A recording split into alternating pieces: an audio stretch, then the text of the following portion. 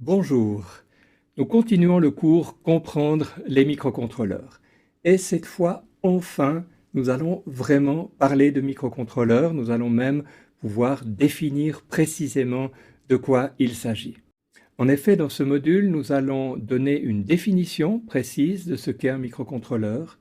Nous allons également regarder comment nous allons pouvoir le mettre en œuvre au niveau électronique, donner le schéma de mise en œuvre, et on parlera également de l'environnement de développement dont on a besoin pour mettre en œuvre un microcontrôleur. Plutôt que de faire tomber du ciel une définition du microcontrôleur, permettez-moi de revenir un tout petit peu en arrière sur l'architecture des systèmes informatiques. On avait vu qu'un système informatique contient un processeur, qu'il contient une mémoire de programme, qu'il contient une mémoire vive. Et puis évidemment qu'il contient de quoi dialoguer avec l'extérieur des entrées-sorties. Il y a évidemment une horloge ici qui permet de cadencer le fonctionnement du processeur et donc de l'ensemble du système. Notez que ce schéma d'un système informatique peut correspondre à beaucoup de systèmes informatiques différents. Prenons un exemple concret, la carte mère d'un ordinateur individuel, celui que vous avez l'habitude d'utiliser. Cette carte mère contient un processeur. Ce sera, par exemple, un processeur du type P4, Pentium 4, ou encore ce sera peut-être, si vous êtes fortuné, un i7, la dernière génération en 2013. Ce processeur sera cadencé par une horloge peut-être de 3 GHz, ou un petit peu plus, ou un petit peu moins. Vous aurez certainement des barrettes de mémoire sur votre système. Peut-être aurez-vous 4 gigabytes de barrettes de mémoire. Vous aurez certainement des entrées et des sorties, par exemple un clavier, par exemple une souris pour les entrées. Vous aurez certainement un écran et bien d'autres choses pour les sorties. Petite question, est-ce que vous aurez une ROM dans votre système? C'est vrai qu'on en a peut-être moins conscience, les fabricants n'en parlent pas, mais tout système informatique a une mémoire morte pour que le programme puisse s'exécuter au démarrage. Et dans le cas d'un système informatique d'une carte mère, il s'agit de ce qu'on appelle le BIOS, pour ceux qui ont un petit peu fait de la maintenance informatique. Eh bien, figurez-vous qu'un microcontrôleur peut répondre exactement au même schéma bloc que tout à l'heure. J'ai pris le même dessin, j'ai pris les mêmes expressions. Il s'agit toutefois pas tout à fait du même dispositif. Peut-être que nous aurons un processeur cadencé à une fréquence de 8 MHz. On est loin des 3 GHz de tout à l'heure. Le processeur sera certainement beaucoup moins puissant que votre Pentium 4 ou que votre i5 ou i7.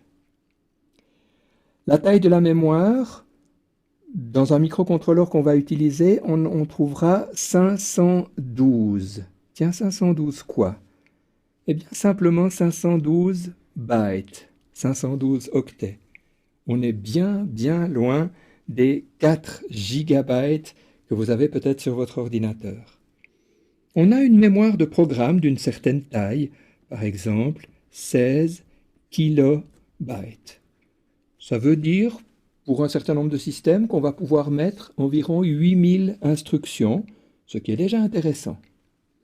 Finalement, les entrées-sorties, ce sera effectivement des entrées-sorties binaires avec possibilité de sortir ou d'entrer des 0 ou des 1. Mais ce qui est intéressant, c'est que tout ce système informatique peut tenir dans un seul circuit intégré. On va avoir ici un seul circuit intégré qui va contenir tout ce système informatique. Un circuit intégré, en anglais Integrated Circuit. Alors évidemment, la comparaison structurelle peut être faite avec un ordinateur tel qu'un PC. D'autres comparaisons sont un petit peu plus difficiles à faire. On a beaucoup moins de mémoire, on a beaucoup moins de puissance de calcul, Mais on a aussi un système qui coûte beaucoup moins cher puisqu'on trouve de nombreux microcontrôleurs dont le prix est inférieur à 1 euro. Donc je peux maintenant me lancer dans une définition du microcontrôleur. Le microcontrôleur est un circuit intégré qui contient un petit système informatique. Donc c'est à la fois un circuit intégré, c'est donc un composant électronique élémentaire, peu coûteux, mais il contient tout un système informatique. On va retrouver à l'intérieur un processeur, on va retrouver à l'intérieur des mémoires de programmes et de données, et également des circuits d'entrée et sortie. Étant donné que c'est un circuit intégré, il y a une mise en œuvre électronique qui doit être faite, et étant donné que c'est un système informatique, il va falloir le programmer, donc faire une mise en œuvre logicielle. Essayons de regarder un petit peu plus en détail comment le schéma électronique utilisant un microcontrôleur va pouvoir être dessiné. Ici, j'ai pris simplement le composant microcontrôleur, il n'y a pas de symbole spécifique, donc j'ai mis simplement un rectangle ou un carré. Et là où j'en avais envie, j'ai mis les pattes dont j'aurais besoin. Il y a évidemment ici une patte pour la référence électrique, le 0 volt.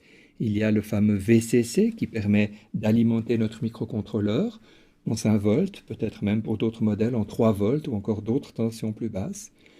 On a également une patte qui s'appelle Reset ici, qui va permettre le redémarrage au début du programme. C'est donc une patte qui existe en principe sur tous les microcontrôleurs et qui permet de relancer l'exécution du programme qui se trouve à l'intérieur à partir de son début. Ici, on a encore une mystérieuse patte qui s'appelle Test, dont je vous dirai quelques mots tout à l'heure, qui va être utile pour la programmation. Et finalement, j'ai ici représenté une seule patte d'entrée et sortie que je vais utiliser dans ce cas-là comme une sortie dans l'exemple qu'on va prendre. Pour compléter mon schéma, il faut que je signale que la masse doit être effectivement connectée au 0 volt, qu'il va falloir fournir une alimentation sur le VCC. On va mettre ici une résistance de rappel. On a entendu parler de ces résistances de pull-up, une résistance de rappel sur le reset, de telle manière que le reset ne se trouve pas dans un état indéterminé, une entrée en l'air prend un état indéterminé. Ici, il est nécessaire de lui donner un état précis. Comme le reset est actif à 0, ce que montre ce petit rond, il va falloir tirer vers le haut ce signal de telle manière que le reset ne s'exécute pas en permanence et que le programme puisse s'exécuter normalement. Je signale quand même qu'à l'intérieur du microcontrôleur, il y a un système qui fait que lorsqu'on met la tension sur le VCC, je devrais dire entre la masse et le VCC, on a un reset automatique qui s'exécute de telle manière que le programme puisse commencer dans de bonnes conditions. Il faut encore ajouter un composant qui est ici un petit condensateur, un condensateur qui n'est pas de très grande valeur, mais qui doit être de bonne qualité, c'est-à-dire avec une résistance interne qui soit aussi faible que possible. On appelle ce type de condensateur des condensateurs de découplage, decoupling capacitor en anglais. Il y a d'autres termes qui sont également utilisés, bypass capacitor. Je pourrais vous donner une explication très simple sur l'utilité de ce condensateur. C'est une petite réserve d'électricité qui permet, lorsqu'il y a une demande instantanée importante, de faire face à cette demande de courant au niveau donc, des alimentations, puisqu'il est connecté ici au plus et ici au moins. On doit le mettre le plus proche possible du circuit intégré. Je vais continuer à compléter mon montage en rajoutant ici un connecteur sur lequel il y aura la patte Reset, sur lequel il y aura cette patte Test et sur lequel il y aura au moins la masse, qui est donc le point commun. Assez souvent, on met également l'alimentation. Ce sera ainsi la possibilité d'alimenter notre montage par ce connecteur. Alors en fait, ce connecteur va être utilisé pour la programmation, donc pour cette étape de mise à l'intérieur de la mémoire morte du microcontrôleur, du programme qu'on a l'intention d'exécuter. J'ai presque terminé. Je peux maintenant très simplement compléter mon montage en rajoutant ici par exemple une diode lumineuse. Ce sera la seule sortie de mon système qui n'aura même pas d'entrée. On pourra par exemple faire clignoter cette diode lumineuse. C'est quelque chose qui est peut-être pas très sophistiqué, mais si on peut faire clignoter une diode lumineuse et faire varier d'un programme à l'autre sa vitesse de clignotement, on aura déjà la conviction qu'on a réussi à faire fonctionner notre microcontrôleur. Un tel montage n'est pas compliqué à réaliser. Vous connaissez ces plaques qu'on appelle parfois des plaques d'expérimentation en français, ou des breadboards ou des project boards en anglais. Eh bien, ces plaques d'expérimentation permettent très simplement de connecter selon le schéma qu'on a mis tout à l'heure. On voit ici le circuit intégré. On voit ici sur la patte correspondante la résistance de rappel pour le reset qui est connectée au plus, donc à la bande rouge ici. On voit ici l'alimentation, les deux alimentations du processeur.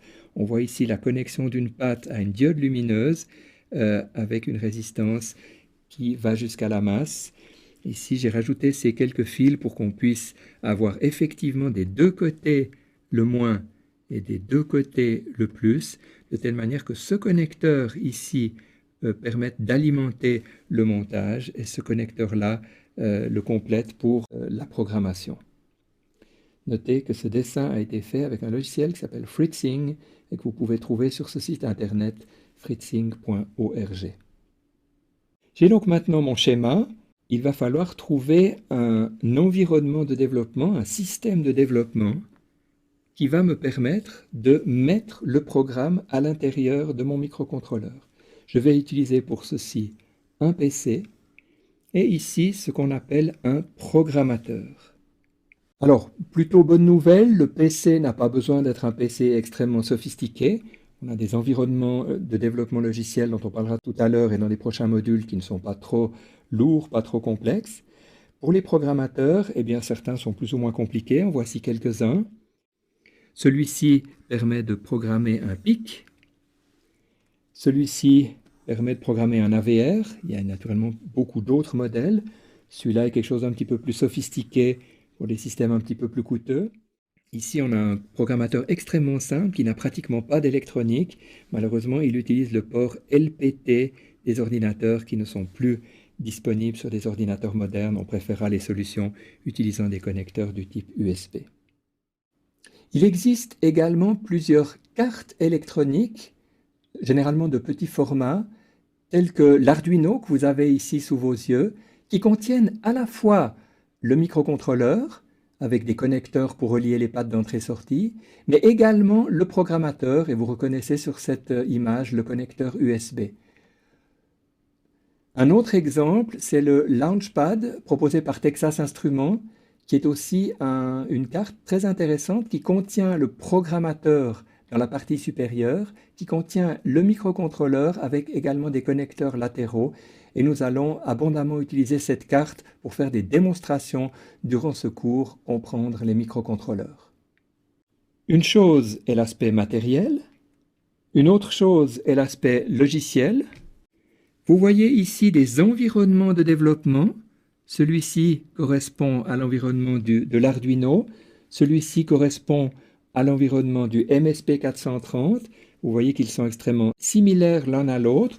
On a même pratiquement le même programme qui est écrit. Et ces logiciels donc, vont permettre d'écrire des programmes, de les convertir en langage machine et ensuite de les envoyer sur la mémoire du microcontrôleur. Il existe aussi des environnements plus sophistiqués. Ici, par exemple, l'environnement qui s'appelle Code Composer Studio, qui est proposé avec les processeurs de Texas Instruments, entre autres les MSP430.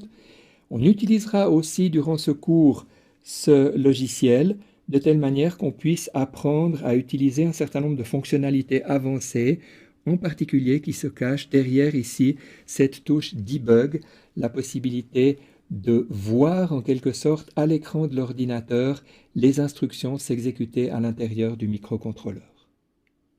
Nous avons donc appris aujourd'hui ce qu'est un microcontrôleur. Je rappelle cette définition. C'est un petit système informatique contenu dans un seul circuit intégré. On a également vu comment dessiner le schéma pour la mise en œuvre de ce microcontrôleur et on a effleuré quelques solutions matérielles et logicielles qui vont servir de système de développement, qui vont donc permettre de développer des applications à base de microcontrôleurs.